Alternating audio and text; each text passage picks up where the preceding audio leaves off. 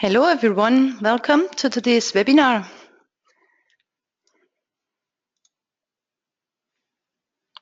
We want to talk about time history analysis today and how to use RF-DYNAM Pro, and we will simulate walking and running across a pedestrian bridge. My name is Schubert. I will demonstrate the webinar today and I will show you the example in RFEM, and my colleague Andreas Niemeyer, he will help me throughout the webinar answering all your questions. This is the model that we look at today. So that's an arc bridge, and the persons we simulate are walking in the center along the bridge here. So we simulate an excitation which is changing in time, but also changing in position. So that's the important bit today. This is the GoToWebinar control panel that you all should see, and you can show and hide the control panel by clicking the orange button up here, and you can use the edit field down here to ask questions. Andreas will try to answer all your questions throughout the webinar. Just in case there are too many questions coming in, you get definitely an answer, but it might be via email after the webinar, but we try to be as quick as possible. So let's start with the content. I will first give you an overview and explain the features of the RF-DYNAM Pro modules. We will then have a detailed look into time history analysis and how this is implemented into RF-DYNAM Pro. We then already have a look into RFEM and we'll have a look to the model of the arc bridge.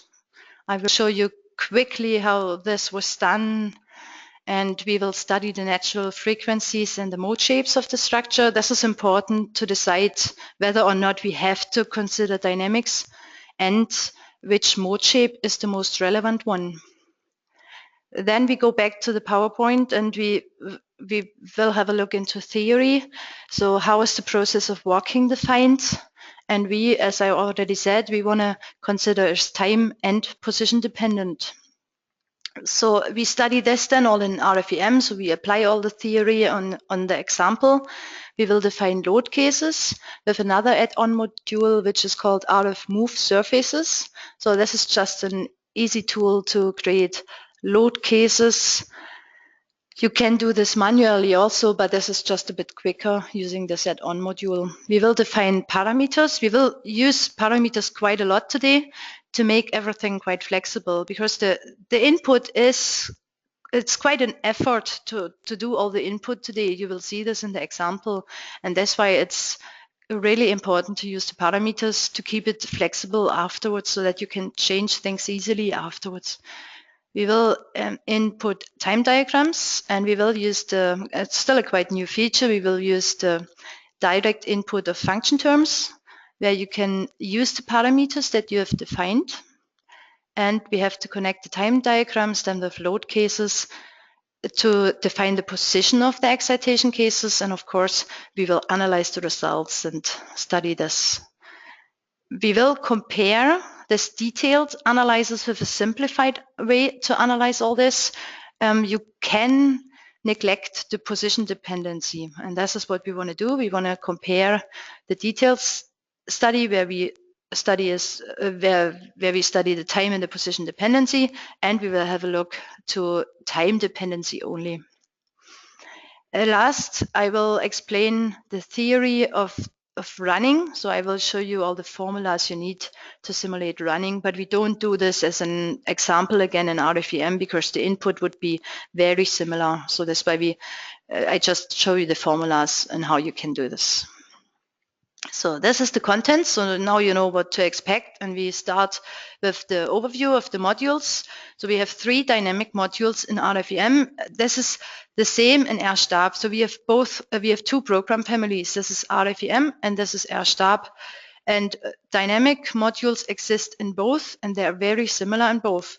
And in RStab, you can only consider members, and in RFEM, you can also consider surfaces and solids. So this is the main difference between, but the dynamics modules itself are very similar. So this webinar is also useful for RStab users, not only for the RFEM users. So we have the module RF-DYNAM Pro Natural Vibrations. which you can use to analyze frequencies and mode shapes for member surfaces and solid models. You can directly import the masses from load cases. And you can combine these mass cases in mass combinations. You can also import stiffness modifications. So for example, to consider the pre-stress of cables, or you can deactivate some members. You could consider the stiffness from RF concrete and so on. So this is considered as initial conditions. So the whole dynamic module at the moment is based on linear calculations. We have obviously several eigenvalue solvers available and everything what you kind of expect from a modal analysis. So you get modal masses, effective modal masses, and modal mass factors, and so on. Then we have the module RF-DYNAM Pro forced vibrations, which is based on the natural vibrations. So you obviously need the natural vibrations as a basis. This module, forced vibrations, contains both the time history analysis, that's what we want to look at today, and the multimodal and multi-point response spectra analysis. So today we consider only the time history analysis, and I'm also concentrating here on the introduction only on this one. So the response spectra analysis is to perform an earthquake analysis. This is just a preview of the time course monitor. We will see this later on in the example again.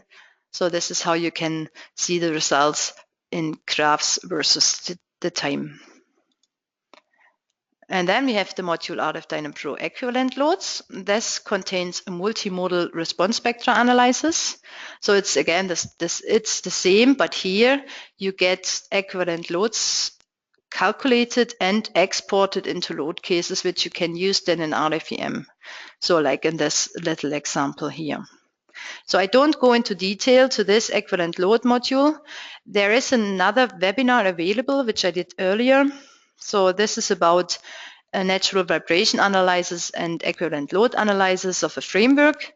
And you can just have a look on our website, and you can always see previous webinars. You can just download them or watch them directly as a video. So that's possible with all of the webinars we did earlier on. So as I said, we will have a detailed look into the forced vibrations, into the time history analysis. So we have the direct integration implemented. So we use the implicit NUMAC solver. And here also you have different NUMAC solvers available in the literature. We use the average acceleration method. So you could have a look in the literature for further details here. So for example, Wilson's Structural Dynamics is just one book I can mention, but there are many good books available about structural dynamics.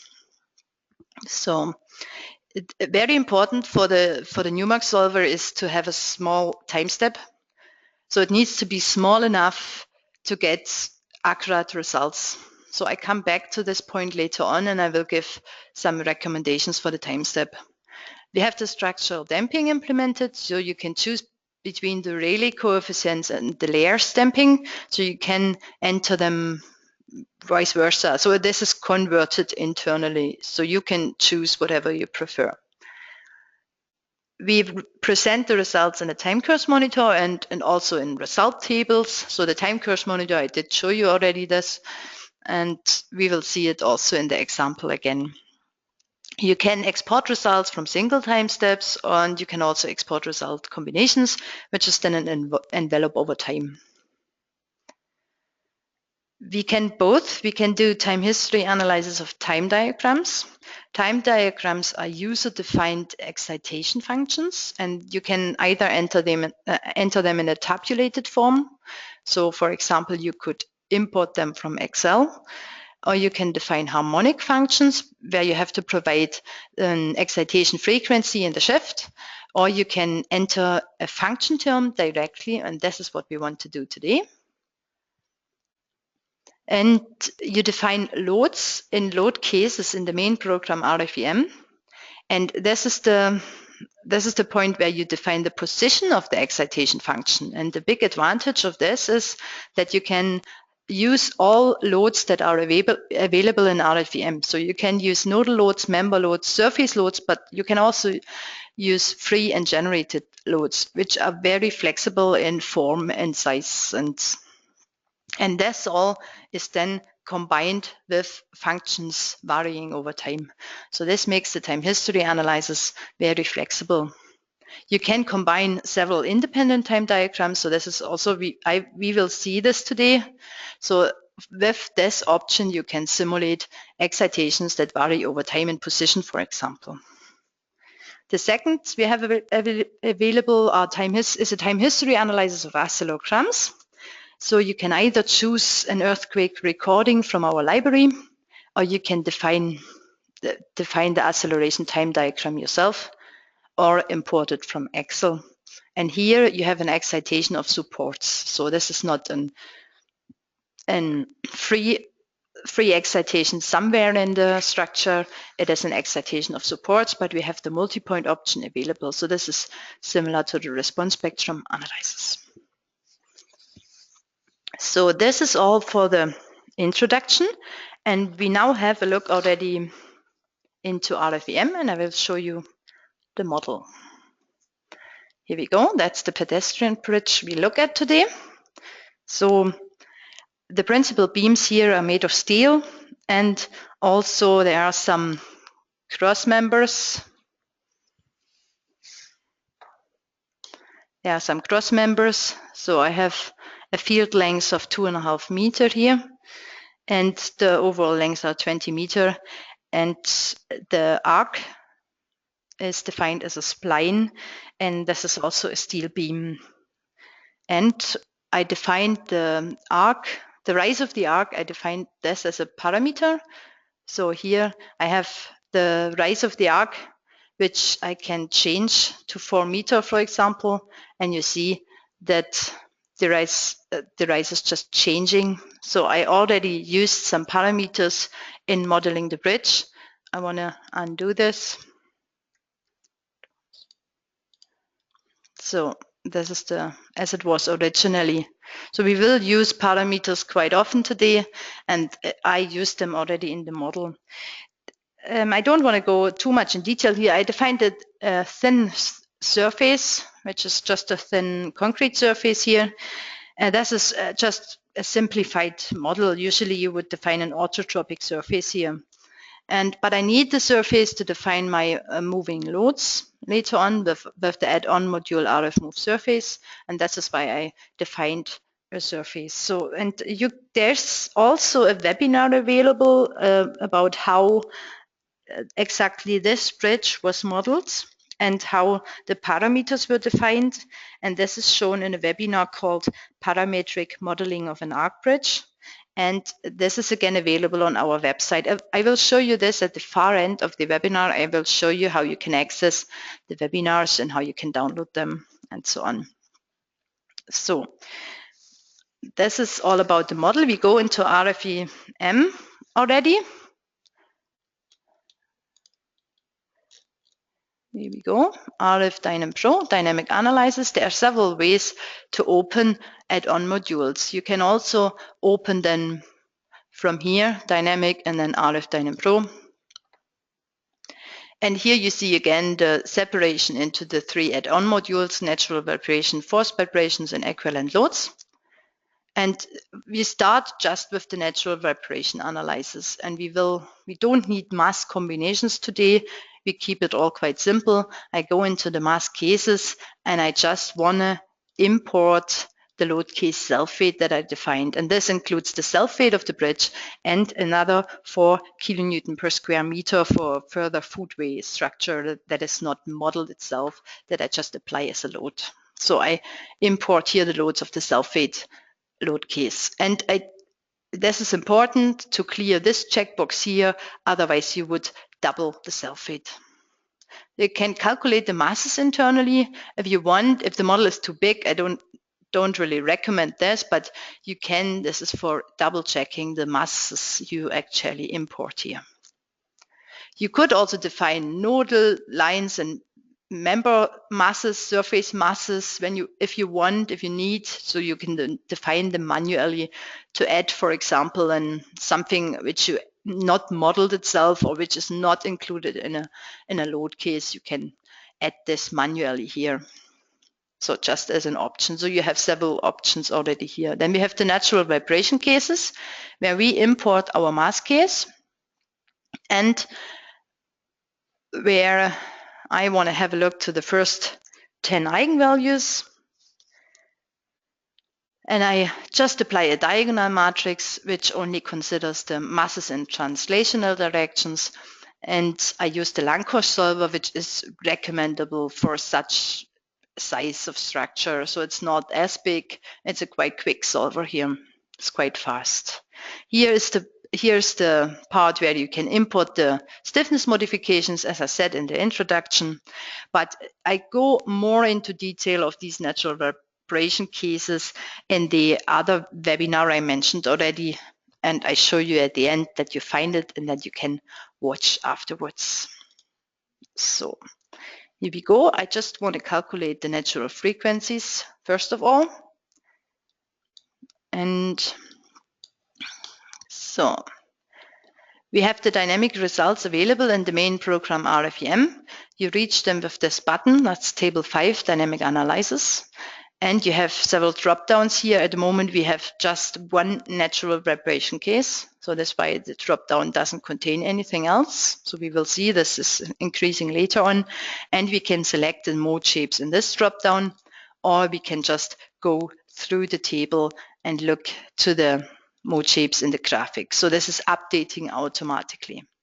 So let's have a look to the first one. This is just the arc is going to the side. And this one is relevant for us. So this is the second mode shape with 3.65 Hertz.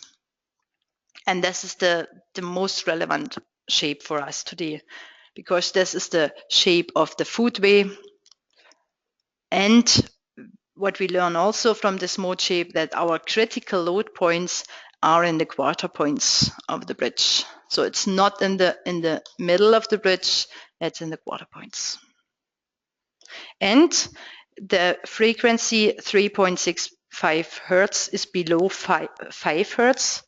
And this means we have to consider the dynamics. We have to study this. As you all know, pedestrians are walking with approximately 2.5 Hertz. So this is relevant today. Okay, and we can have a look to the other mode shapes just to complete this. So this here's the footway is going down. Here we have a crossing arc. Here this is twisting, the whole footway is twisting. Second mode shape of the arc. And the third mode shape of the footway. And this is drifting away completely here. And this one. And the last one I want to show you is this one. Okay, so quite interesting mode shapes. For us, the most important mode shape is this one. So we go back to the presentation and I want to come to the details of walking. I start with the vertical excitation, and this is the only we want to model in our example today, because the horizontal excitation is then again very similar, and you will see how much effort it actually is to enter all these functions and so on. So this is the function that expresses the walking. So we have the person is permanently on the ground. That's why we are adding the self-weight of the person. So this is G, the self-weight of one pedestrian. And the walking itself is described by a sinus function consisting of 3 Fourier terms, which these coefficients alpha and phi. And this was all defined by Professor Bachmann earlier on. So this is the graph. So this is the first maximum represents the heel. And the second smaller peak results from rolling over the ball of the foot. So this is the second maximum. And then you always consider the left and the right foot, left and right foot walking along. So I show you this formula again when we enter it into RFEM so that you can really follow it. So a walking person is usually is walking with a step frequency between 1.7 and 2.3 hertz, and with step lengths of 60 centimeter to 1 meter. So this is usually the case, and you have to choose whatever is the worst case for your structure. So in our case, we have a field length of 2.5 meter. So for us, we will use a step length of 62.5 centimeter to be exactly in the center of every field. So this is what you have to think about before you actually work out all these formulas. It depends on your structure. The next one is the walking. Walking also leads to some horizontal excitation, which comes from the push of the foot in the direction of walking and from the movement of the upper part of the body transverse to the direction of walking. This is much smaller than the vertical load, and it only considers half of the step frequency because all this is only happening either in the left or the right direction. So I just want to show you here this formula. It's quite similar. It's a sinus function as well. It consists of 3 Fourier terms, and you have the weight of the pedestrian. This is the number of persons. I come back to this later on. We had this in the formula for the vertical excitation as well. I explain this later, how this is calculated or what kind of assumption you have to do here. We don't consider the horizontal excitation in our example today, but this might be quite important, and you have to consider this if your bridge is quite soft in the horizontal direction. So this might be important, but it's too much for this 1 hour webinar today. So that's why I excluded from today's example. As I said, we come back to the number of persons. So it's not that multiple persons on a bridge do not increase the load by the same factor. So these persons are not walking synchronous. They are just walking random. So that's why you don't multiply by 10 because you have 10 persons on the bridge. So that's why in the formula you have the square root of the number of persons. And then you have to think about how many persons are actually on the bridge. So if there are too many persons on the bridge, then you don't consider a dynamic problem anymore. So if you think about a stream of pedestrians or a crowd, then this is not dynamic. This is just these persons are not walking or running anymore. These are kind of moving slowly, statically. We want to consider the dynamic case, and you find several assumptions in different standards. So for example, you have the Eurocode. They suggest 10 to 15 persons, and it also depends if you consider the change in position or not. So we start today with the detailed implementation. We study the change in position, and then I found the recommendation: if your natural frequency of the structure is greater than 2.4 hertz, which is the case for us, you have to consider 4 persons walking along the bridge. And in general, the number of persons shall not exceed the number of 9. When you do not consider the change in position, so when you simplify all the calculation, then you need to consider more persons. So then you should consider half a person per square meter, which would mean for our whole bridge that we have to consider 25 persons. But this is not that's not realistic in our case, because our relevant mode shape, as we have just seen, is the second mode shape. So our critical load points are the quarter points, and that's why it's more realistic in our case to consider only half of the bridge. So in the case where no change in position is considered, I would assume 12.5 persons being on the bridge. So this is something, these are assumptions. It's not very well regulated in the standards. Then I already said that the choice of time step is very important.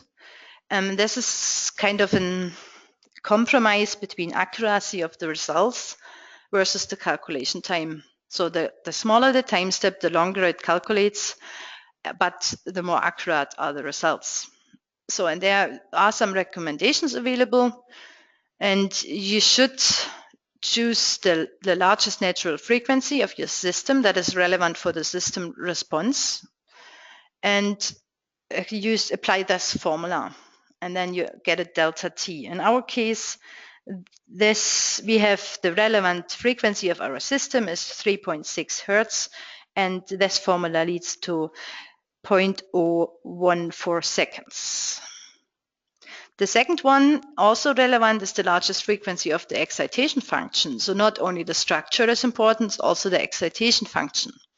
And we have an excitation function, the largest one is 6 hertz.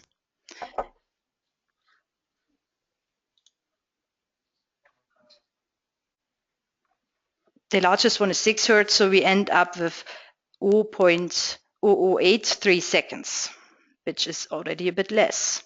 And I did a convergence study in advance to this webinar, and I studied larger and smaller time steps, and I ended up with 0.01 seconds is good enough and leads to accurate results.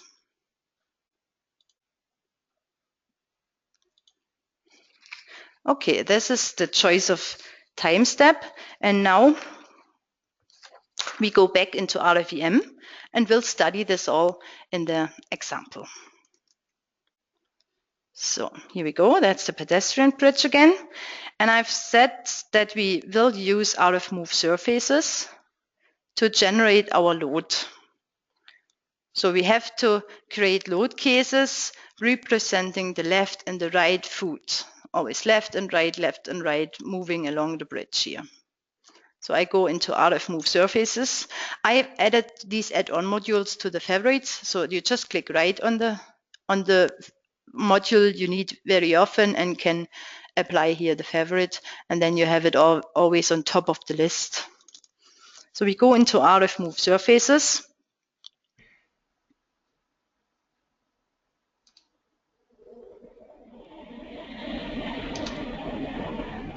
Someone's microphone is switched on.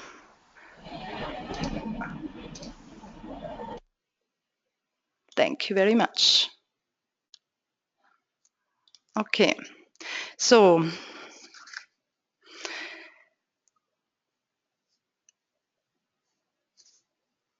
we want to apply we want to have loads on all of our surfaces. So I apply the checkbox all surfaces here. And this is all I have to do in the general data. The sets of lines. So we have these pictures here that help us to understand what's going on. So I start with the right foot.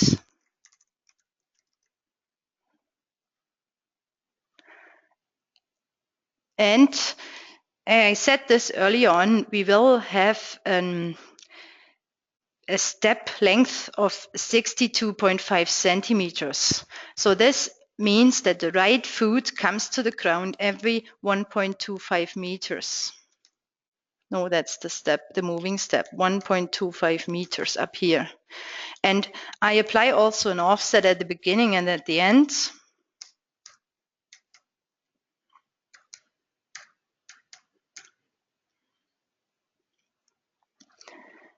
Here, and I have to choose some lines, select some lines, and I select those lines here. And then I have to define an eccentricity from there. So to define how far away from this line are my persons walking. So in my case, I want the persons walking in the center of the bridge, and I decided to have the feet 30 centimeters apart from each other. This is something you could neglect, but I want to study this today. So I say that my right foot is 1.1 meter from these lines we've just selected. And I have to apply a minus here. This is something you have to try. It depends on the direction of your lines. And my lines are going away from node 20. So that's why I apply a minus here.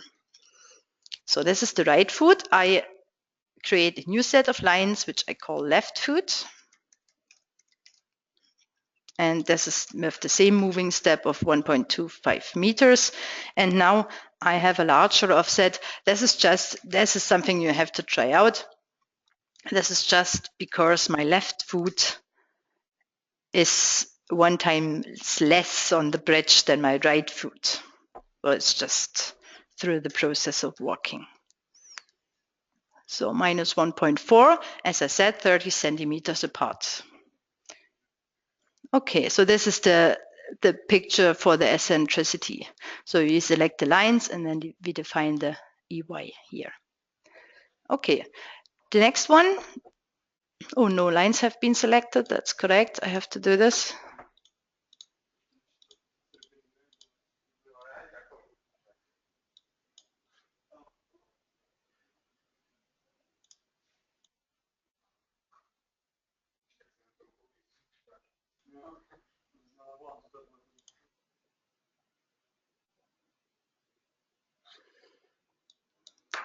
So the next one is moving loads. We have both feet. So this is just the load itself we define here. So both feet, which is a concentrated force. And I want to just define 1 kilonewton here. That is because I want to define all the multipliers and the actual size of my force in the module RF-DYNAM Pro, because in RF-DYNAM Pro I can use parameters, and this makes it more flexible at the end. So this way I've decided for a 1 kilonewton here, so just unity, and I apply all the multipliers then later on in RF-DYNAM Pro. So this depends on you. You could also define the weight of the pedestrian here, and then you would not define it in RF-DYNAM Pro. It's just a multiplication. Okay, and then we define a sets of movement where we define the right foot, and I just choose the right foot and my load we've just defined, and I want to have all these created load cases into the earthquake category. Not because I'm studying earthquake, just to nothing else does really fit. So I have chosen the earthquake, and that's okay. So we know where it's coming from. It's a dynamic study we do here. So I create another set of movement, which is the left foot. Oh, and again I choose the left foot. And here both, and that's earthquake. And you see now that the current set creates 15 load cases, and altogether we will get 31 load cases. And now I click generate, and I want to exit the module, yes. And now I can show you what we did. We created all these load cases, and this is what I said, it's just a nice tool to make this a bit faster. So what we created is, when we have a look into Z direction, make these tables a bit smaller. And so we see our loads. Yeah, here it's the 1 kilonewton. Oh, okay. So, and now this is the right foot moving along.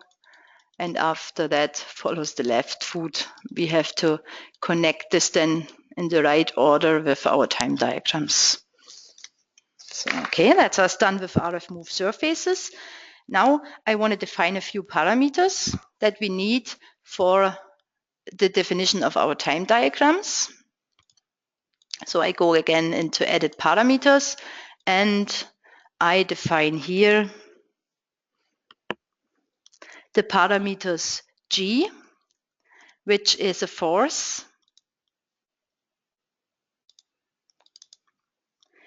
of 0.8 kilonewton. So that's the self-weight of the person, which we have seen in the formulas, self-weight of person. And we have the N, which are the number of persons, which is dimensionless. So you have quite many different types of unit types available here. And here I've said earlier that we have to consider 4 persons when we consider the change in position. What we do, so we have to apply 4 persons, number of persons. And then we have the step frequency, which is Fs. There's no frequency available here, but it doesn't really matter in our case. So I just choose dimensionless, and we start with the 2 Hertz. So we study a frequency of 2 Hertz. Step frequency. I just make a note here that this is actually in Hertz, that I don't forget. And this is all the parameters I want to define. And now I can go into RF-DYNAM Pro, and we want to study time diagrams. So we activate the force vibrations module and we activate the time diagrams. And now we have 2 more tabs here, the time diagrams and the dynamic load cases. I show you the time diagrams, and I said in the introduction that you can define it in tabulated form. So you can here enter whatever you want, or you can import it from Excel. You can define a function as periodic, where you have to provide the excitation function and the excitation frequency and the shift. And that's what we want to do today. You can define a function directly here in the edit field. So when I get started with the right foot in position 1,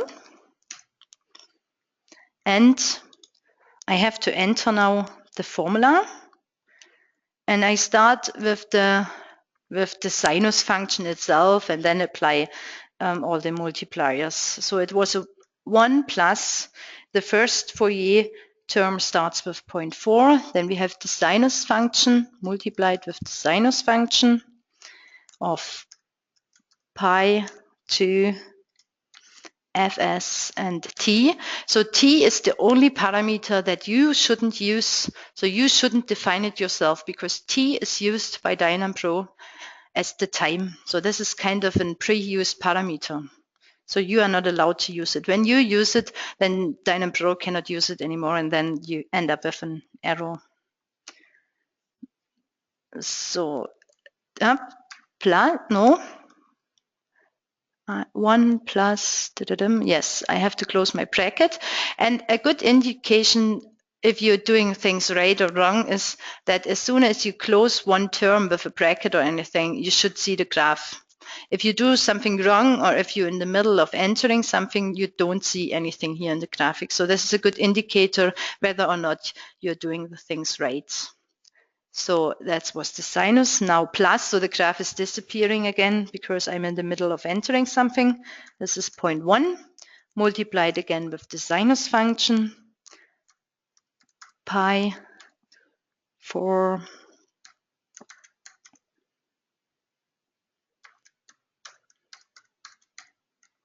So now we see the graph again. So already 2 functions are combined. And now the last term, I show you the formula again in a wee moment so that you know what I'm doing here.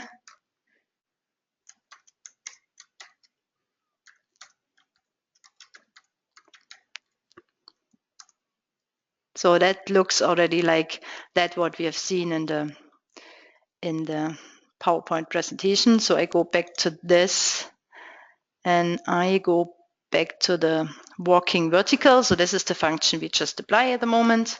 So what I did the term in brackets now, 1 plus, and then I have the 3 Fourier terms, which are the alpha values, the 0.4, the 0.1, and the 0.1. And then I have the 2 pi multiplied with j. J is, it's J. J is just increasing with 1, 2, 3. And then we have the step frequency and the shift down here. So, and now what's still missing is the square root over n and the self-weight of one pedestrian. And here we have to be a bit careful because the self-weight of the pedestrian, we entered this parameter in kilonewton, but internally in RFEM, everything is used in Newton. So I have to divide my G by 1,000 to really get my kilonewton. So this is a bit tricky. You just have to be careful. So I have defined 0.8 kilonewton in the parameters, but internally now 800 newtons are used. So, and then I have the square root over n multiplied, and this is the formula I'm using finally. So I'm just looking up to 0.47 seconds. So this is what one foot is doing. The right foot on position 1 is having the maximum of the heel and the maximum of the rolling over the ball. Okay, and what I'm now doing, I copy this to save some time. I copy this one here with this button. Instead of creating a new one, I always copy it. And I change this to the left foot in position 1. And now I kind of have to shift this further on the timeline. On what I can do to do so, I can use the if function. So if my time is less than the 0.47 seconds that I've just defined as the first maximum, then everything is 0. And if not, then please apply the formula as I did. And as you see nothing, because here we have a maximum time of 0.47 seconds, and I've said in my if function that it's 0 for all t's smaller than 4.7 seconds. So I have to increase the maximum t here to see something, so I end up with 0.97. So that's what I figured out in advance, obviously. So my period is 1 second because I have a step frequency of 2 Hertz. So what I'm doing now is I copy these functions and always increase by half a second if I switch from left to right foot, and by 1 second if so this one here I have to increase by half a second because I've copied the left foot to the right foot. So I change this to 9.7 and this to 1.4. So, and you see what happens, the same function, same look, but just moved further to the right on the timeline. And now I use my left foot and copy this, and this stays the left foot, but on position 2. And the left foot just hits the ground every second. So I increase both by a second. And I do the same with the right foot.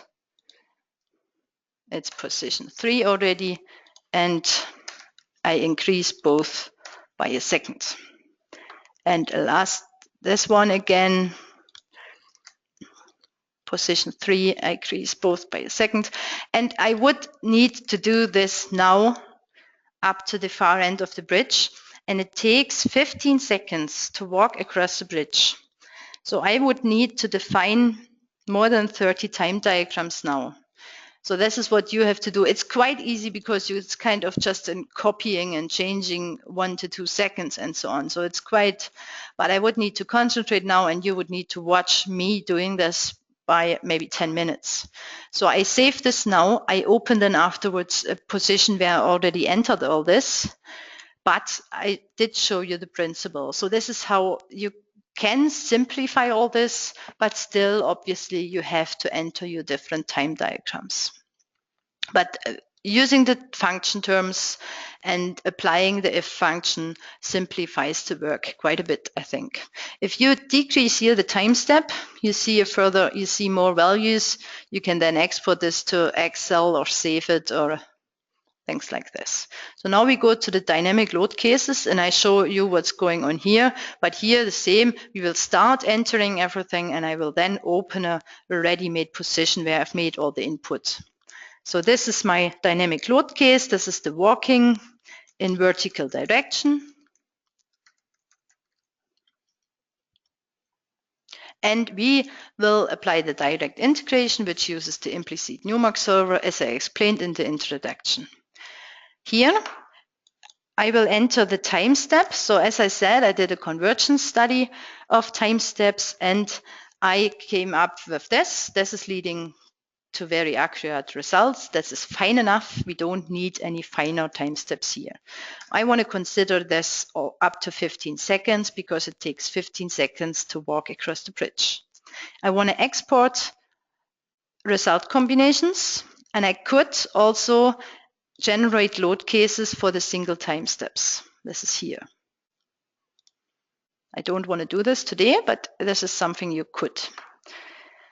Then I want to consider a damping. This is just a steel structure, so I don't damp it as much. It's a small damping value I enter here.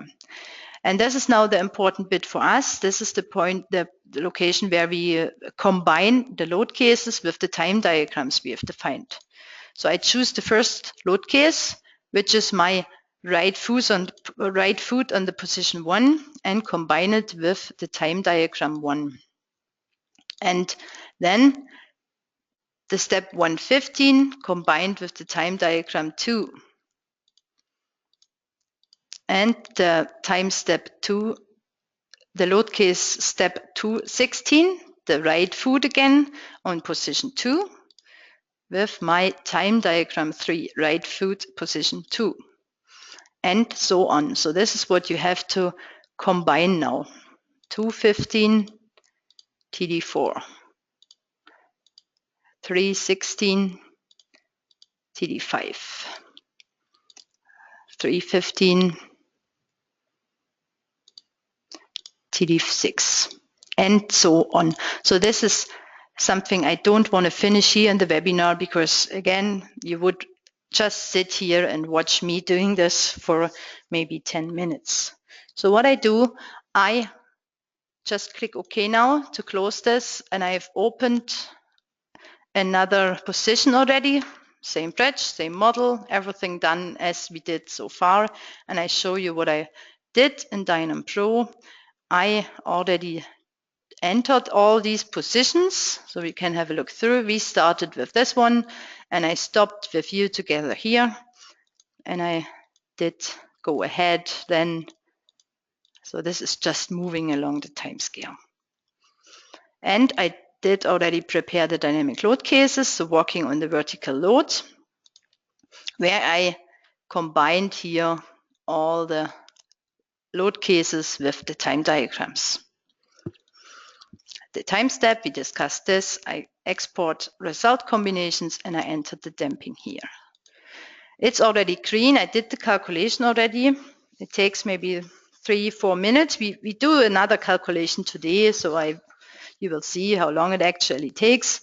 But to save some time here, it's green, so this green color here indicates that the results are available, and when you right click on this case, you could delete the results, or you could delete the whole case, or you can clear and select this checkbox over here to solve. So we keep it as is. It's green. I click OK, and now I want to show you the results. So I show you first of all the result tables down here. So again, here are the dynamic results, that tables 5, and you have now not only the natural vibration case, we have also the dynamic load case. And we have now, because we did the time history analysis, we have now here all the time steps available, so we could watch all the results for the single time steps, and we can have a look to the dynamic envelope. So here we go. We look at the deformations at the moment, at the deformations U. So we get maximum deformations of 0.45 millimeters, which is reasonably small. And you can here, you see, you have the nodal deformations, you have member internal forces, you have nodal accelerations, and you have nodal velocities. Important here, we have a direct link here from the dynamic tables to the units and decimal places. So, and you come directly into RF-DYNAM Pro. Some of the results are linked to RFEM. Depends a bit on in which table you are, but you get always directly linked to the correct table here. Now we are in RF-DYNAM Pro in the results, and we could, for example, change our accelerations to millimeter per square seconds, or we have also the imperial units available, which is inch, feet, and yard. So you can also change it here. We stay with the meter per square seconds because then that's quite easy to compare with the acceleration g, with the acceleration of gravity. And here the same, you can change from millimeter and here. So this is all available. And also here for the masses, you could change it into tons and ounces and so on. Okay, so this is just to let you know. You can increase the decimal places. You have the same here for the input data, and you have the same for all the RFEM results in general. So we have here inch, feet, yard. Okay.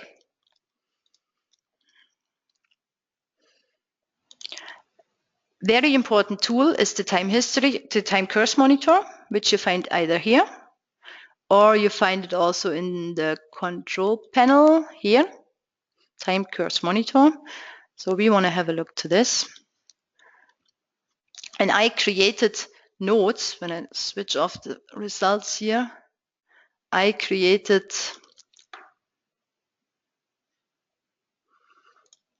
have to switch on the node numbers, members of, here we, yeah. I created node 6, which is in the quarter point.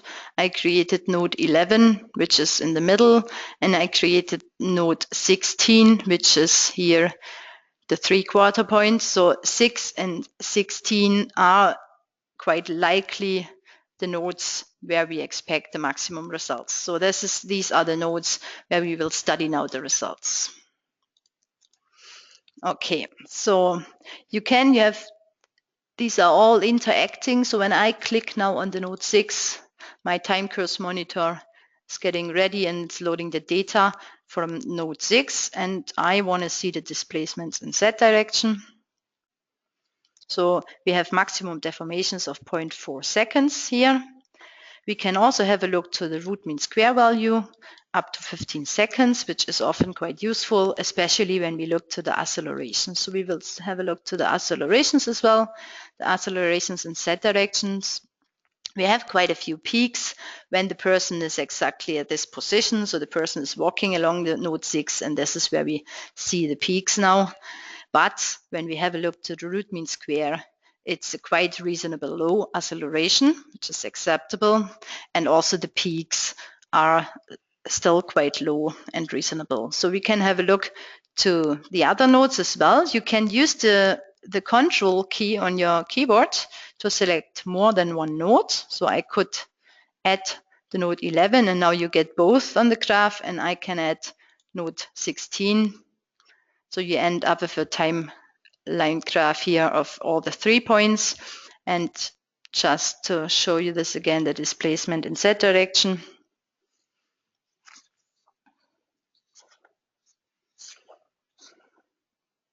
So this is what you can have. The accelerations, I want to discuss quickly the limits of accelerations with you. So I go back to the PowerPoint slide, and that's what we have seen already. So limits of accelerations. So there are some, you find different suggestions and different literature. So you have the Eurocode, which gives us a limit of 0.7 meter per square second, which is roughly the 8% of G, which Professor Bachmann provides. Or you have the British standard, which gives this formula.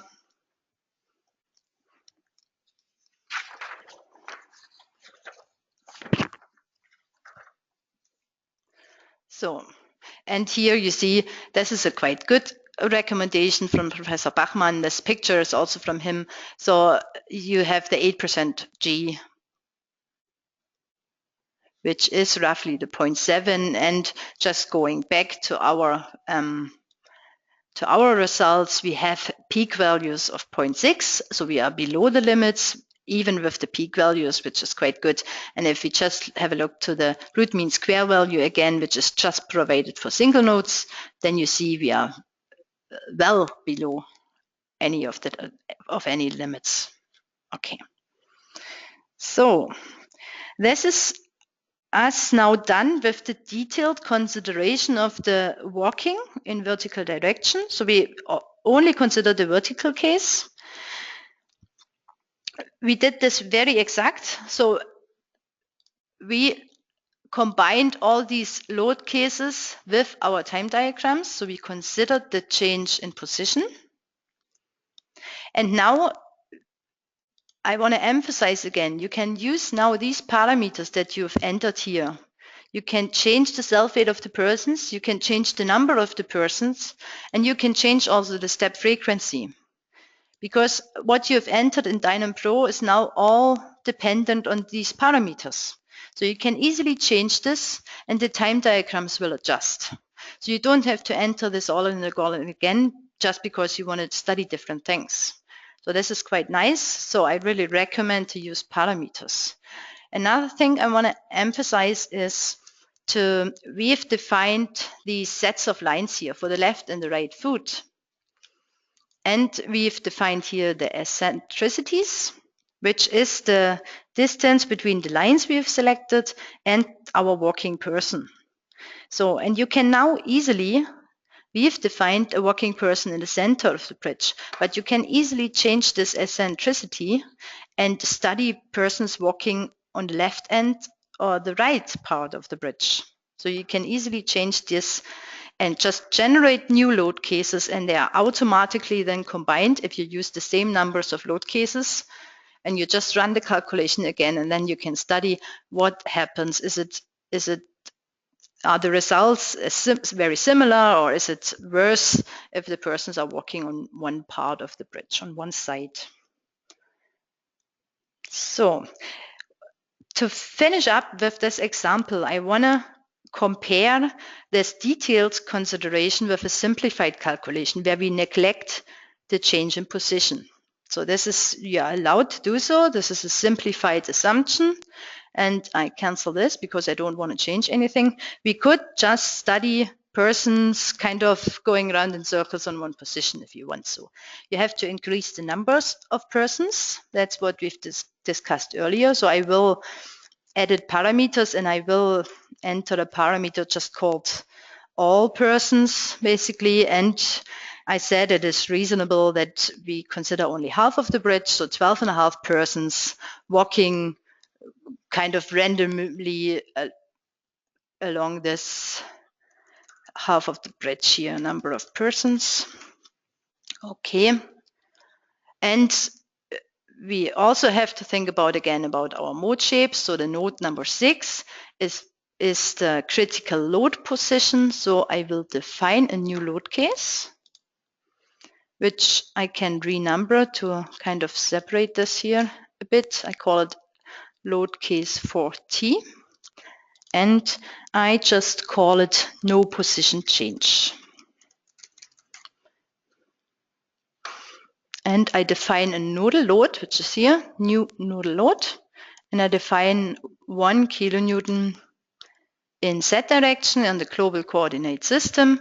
And I apply this on node 6.